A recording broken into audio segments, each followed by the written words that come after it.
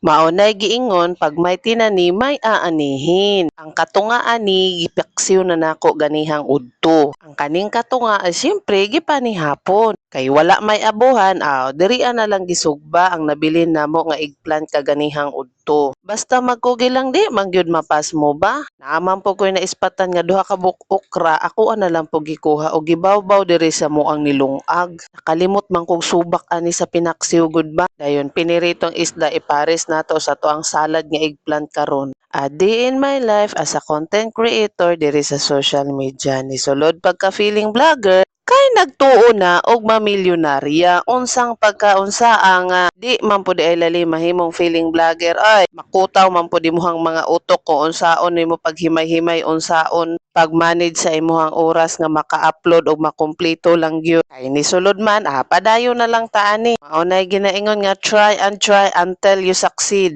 Nindot po ay pag diri sa griller nato isugba ato ang eggplant kay dili gid siya kayong totally mapagod. Kanang ma-estimate nimo ba nga naluto na pod sa sulod? Parisan lang og kamatis ug bombay, suka, asin gamay, asukaran, solve na. Kani ako ang tinanong nga eggplant naara ni siya sa kaang nag-inusara na ni isa ka buok. Tuig na ni siya kapin. Ubuntag udto hapon in taon akong pagbubuog tubig ani para makasurvive. Adtong niaging pang mga semana nakahatag pug ko sa silingan ani og mga 8 ka buok. Karon kay tag-init, ako agyong agwantahan buntag udto hapong bubuan para makasurvive lang kay saya. Daghan ba siya bunga, buaw. Wala na nako ginapahulat nga mangdagko pag gyud siya kanang igo-igo lang gyud. Aron magtaas pa ang kinabuhi ni ako ang eggplant. Kuhaan na ba ni og tulo ka sanga kay gisumpay na po dito sa pikas eggplant.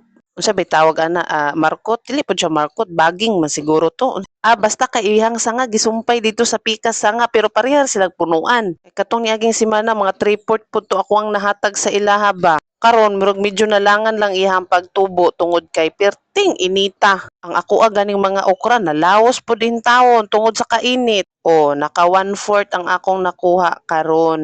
Pero naapay nabilin. Mao to ako ang gitiwas-an ng hapon pagkuha kay ako ang gisugba. Naapod ko'y tulo ka punuan diri nga okra. Duha naman lang pod ka buok bunga ning nabilin in taon kay itong niaging adlaw nakuha naman po na ako ang unong ka buok bunga. Dayon naapoy dahon sa sibuyas nga narapod sa kanga kung maglawoy or magsinabaw. Igo ra guntingon ang dahon, magpabilin ang punuan. Buhay ra gyapon para natay balik-balikan kuhaan. Kana pay palito nimo sa palengke. Tag G's ang higot baya day upat ra ka buok. Akong idea kung makapalit manggaling og ingon ana, ako ana lang po itanom ang punuan, ang dahon ra po'y isubak. Kung daghan kag tanom sa imong palibot, diskartehan lang gyud, parisan na lang nig pinirito. Pero ang akong pinirito, perting swertihan, nay natagak nga pabunos. Wa gid tay mahems ani kay iyaha man ang kabubot-on. So diri lang tataman, daghang salamat sa inyong makanunayong pagsuporta.